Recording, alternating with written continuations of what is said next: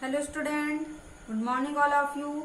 आज हम अपना जो 6 नंबर का चैप्टर है सूखी डाली एकांकी पढ़ चुके हैं, जिसमें हम पार्ट 2 में आपको जीवन परिचय तो बता चुके हैं। पाठ का परिचय और पात्र परिचय आपको पुनः फिर से दोहरा देंगे, क्योंकि दृश्य जो है हम पढ़ेंगे तो एक पूरा होना चाहिए, तभी आपको पाठ समझ में आएगा। तो एक बार फिर देख लीजिए उपेंद्र नाथ अस्क जी का जीवन परिचय। सबसे पहले देखिए, उपेंद्र नाथ अस्क जी का जन्म 14 दिसंबर सन 1910 को पंजाब प्रांत के जालंधर नगर में हुआ था। ये फर्स्ट पॉइंट आपको बनाना है जब जीवन परिचय लिखेंगे। तो पाठ जब क्वेश्चन आंसर लिखेंगे, इसमें तो क्वेश्चन आंसर ही रहेंगे ना, पद्यांश तो है नहीं ये। तो आपको जीवन परिचय अपने से लिख लेना है, बुक से ही छाट के कि क्या किस प्रकार के क्वेश्चन इसमें आ सकते हैं। सेकंड पॉइंट में लिखेंगे बहुमुखी प्रतिभा के धनी, यानी बहुत सारी चीज इन्होंने लिखी है। तो ने कहानी लिखा है, उपन्यास लिखा है, कविता लिखा है, एकांकी, आलोचना, निबंध आदि विधाओं में उच्च स्तरीय लेखन कर हिंदी साहित्य को समृद्ध किया, है ना। तो अपन अपने हिसाब से भी लिख सकते हैं कि इन्होंने ये बहुमुखी प्रतिभा के धनी है। इन्होंने कहानी, उपन्यास, कविता, एकांकी, आलोचना, निबंध आदि विषयों पर भी लिखा है। पैराग्राफ सेकंड नंबर पे देखिए, मध्यम वर्गीय संघर्ष भारतीय समाज की जर्जर परंपराएं और मानवीय संवेदना अस्क जी के साहित्य के विषय रहे। इन्हें संगीत नाटक अकादमी द्वारा सर्वश्रेष्ठ नाटककार के रूप में पुरस्कृत किया गया है, यानी इन्हें सर्वश्रेष्ठ नाटककार के द्वारा पुरस्कार दिया गया है। फिर इनकी रचनाएं देखिए, गिरती दीवारें इनका प्रसिद्ध उपन्यास है, यानी ये याद रखना पड़ेगा आपको। इसके अलावा और कौन कौन से एकांकी लिखे इन्होंने, पानी, अधिकार का रक्षक, लक्ष्मी का स्वागत, जोंक, पहली, आपस का समझौता, देवताओं की छाया में, नया पुराना, भंवर आदि प्रमुख है। अब लास्ट पॉइंट रहेगा, अस्क जी का व्यक्तित्व हिंदी के नवोदित लेखकों में, मतलब नए जो लेखक हैं उनमें सदा प्रेरणा देने वाला रहेगा। अब हम आ रहे हैं केंद्रीय भाव की ओर, मतलब इस एकांकी का क्या मतलब, इस एकांकी में लेखक जो है, एकांकीकार जो है उपेंद्र नाथ अस्क जी क्या बताना चाह रहे हैं। तो देखिए, ये जो हमने पहले ही आपको बताया था कि एकांकी जो होती है वो कभी भी नाटक जो होता है उसको पढ़कर हम आनंद प्रदान होता है, हमें आनंद मिलता है, लेकिन जो एकांकी होती है वो कोई भी सामाजिक समस्या, देशभक्तपूर्ण समस्या या पारिवारिक समस्या को ध्यान में रखकर लिखा जाता है। तो ये जो एकांकी है, सूखी डाली एकांकी जो है, पारिवारिक समस्याओं से के द्वारा पारिवारिक समस्याओं को इसमें बताया गया है। पारिवारिक पृष्ठभूमि पर लिखे इस एकांकी में एकांकीकार ने पारिवारिक अंतर्द्वंद, यानी परिवार में जो झगड़े हो जाते हैं ना, उसके बारे में बताया है। इस एकांकी में वटवृक्ष को परिवार के अभिभावक का प्रतीक बताया गया है। एक यानी बरगद का पेड़ है, उसको उसका मुखिया के समान बताया गया। एकांकी में इस तथ्य को बड़े प्रभावी ढंग से निरूपित किया गया है, जिस प्रकार वटवृक्ष की छाया कैसी होती है, स्थायी होती है ना, हमेशा बनी रहती है, शीतल होती है और सुखद होती है। उसी प्रकार संयुक्त परिवार में परिवार के मुखिया का संरक्षण सुख और शांति बनाए रखता है, यानी परिवार का जो मुखिया है वो बहुत समझदार हो तो परिवार जो है अच्छे से चलता है।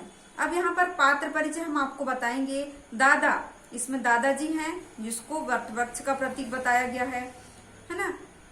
फिर है कर्मचंद, है ना, इनका जो है बेटा। उसके बाद परेश कर्मचंद का बेटा है।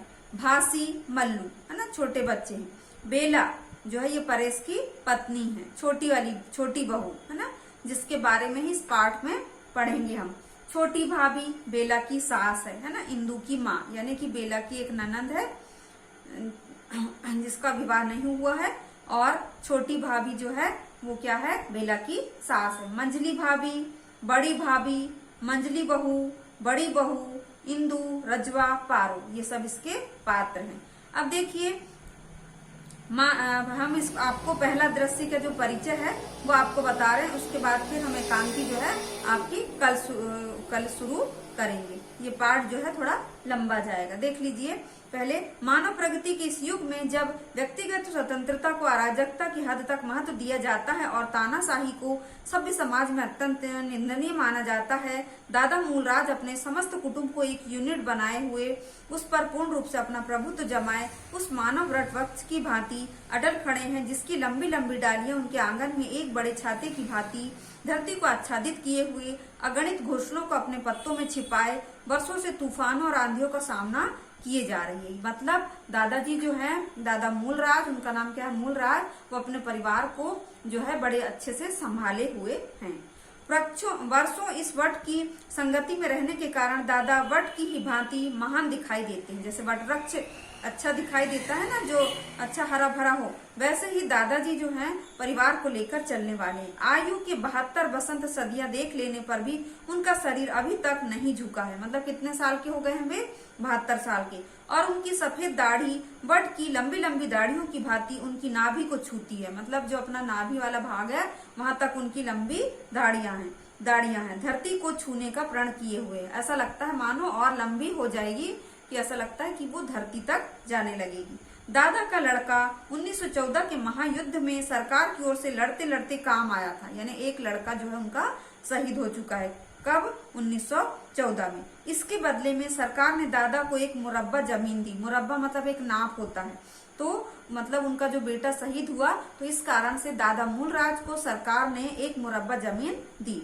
किंतु दादा सरकार की इस कृपा पर ही संतुष्ट नहीं रहा। यानी एक मुरब्बा जमीन से ही वे संतुष्ट नहीं हुए। अपने साहस, परिश्रम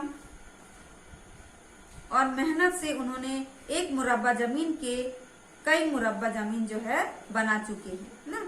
निष्ठा, दूरदर्शिता और रसूख से उन्होंने एक के 10 मुरब्बे बनाए। मतलब एक मुरब्बा जमीन उनको सरकार ने दी और उन्होंने अपनी मेहनत के बल पर 10 मुरब्बे जमीन उसकी कर दिया।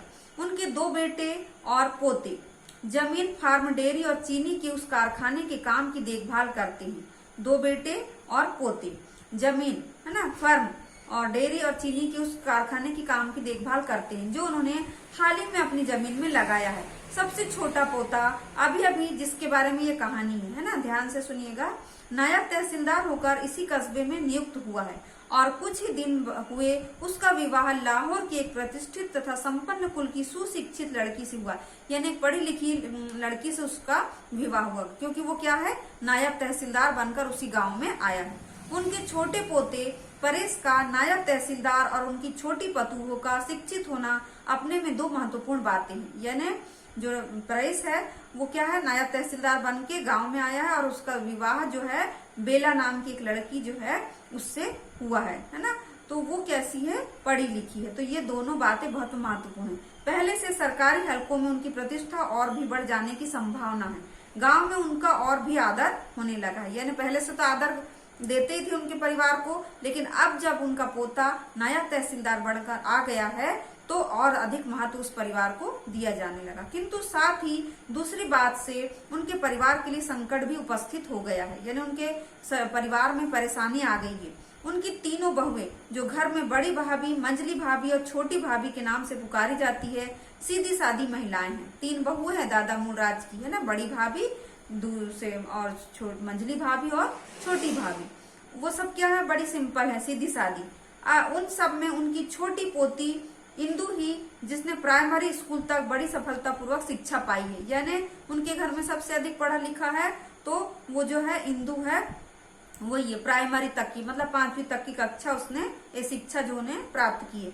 सबसे अधिक पढ़ी लिखी समझी जाती है, उसी को सबसे अधिक पढ़ी लिखी समझा जाता है।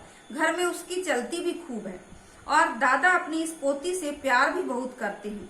किंतु इस ग्रेजुएट छोटी पतुहों के आने पर, यानी जो बेला है उसके आने पर, जो घर में छोटी बहू के नाम से पुकारी जाती है, कुटुंब यानी परिवार के इस तालाब में इस प्रकार लहरें सी उठी है कि जैसे स्थिर पानी में बड़ी सी ईंट गिरने से पैदा हो जाती है ना। जैसे तालाब के पानी में अगर पत्थर डाल दिया जाए तो लहरें उठती है, वैसे ही बेला के आने पर इस परिवार में जो है लहरें उठ गई है। मतलब कुछ ना कुछ परेशानी आ गई है। अब देखिए आगे, पर्दा इमारत के बरामदे में खुलता है। वास्तव में यह बरामदा घर की स्त्रियों का हृदय सम्मिलन स्थल, यानी जहाँ पर सब बैठी रहती हैं।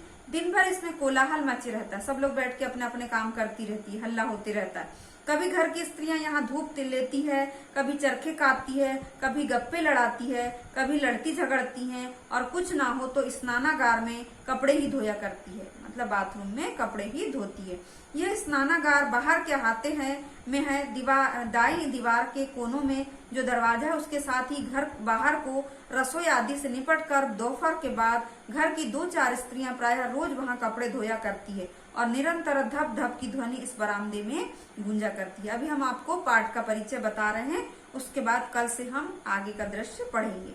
सामने दीवार के बाएं कोने में एक छोटी सी गैलरी है जिसमें पहले मंझली बहू और बड़ी बहू के कमरे हैं, फिर मंझली भाभी और बड़ी भाभी है। छोटी भाभी का कमरा दाईं ओर है। छोटी बहू का कमरा ऊपर छत पर है और बाएं दीवार में सीढ़ियां बनी हैं जो ऊपर को जाती है। सामने की दीवार के साथ गैलरी के इधर को 2 तख्त बिछे हैं। 1-2 चारपाइयां दीवार के साथ खड़ी है। एक पुराने फैशन की बड़ी आराम कुर्सी भी सामने की दीवार के साथ लगी हुई है। दोपहर होने में अभी काफी देर है, अतः बरामदे में अपेक्षाकृत निस्तब्धता है, यानी बड़ी शांति है, क्योंकि दोपहर नहीं हुआ। दोपहर जब हो जाता है सारी स्त्रियां जो है उस परिवार की काम वाम करके कहाँ बैठ जाती हैं, उसी बरामदे में बैठ जाती। केवल गैलरियों से स्त्रियों के जल्दी जल्दी बातें करने की आवाज आ रही है। पर्दा उठने के कुछ क्षण पश्चात इंदु तेज तेज गैलरी से निकलती है और बिफरी हुई सी दाईं तरफ के तख्त पर बैठ जाती है, यानी गुस्सा हो गई है वो इंदु और जल्दी जल्दी निकल कर आ रही है। उसके पीछे पीछे बड़ी बहू शांत स्वभाव से चलती हुई आती है, यानी उसके पीछे बड़ी बहू आ रही है। इंदु की भ्रुकुटी चढ़ी हुई है, यानी उसको बहुत गुस्सा आ रहा है ना, क्रोधित है वो, और बड़ी बहू शांत और गंभीर है। अब देखिए आगे का दृश्य हम आपको कल के चैप्टर में पढ़ाएंगे। तो आपको क्या करना है, एक बार जीवन परिचय पढ़ लेना है, कॉपी में नोट करना है और जितना हमने पढ़ा है उसको एक बार अपने से भी पढ़ लेना है। धन्यवाद बच्चों।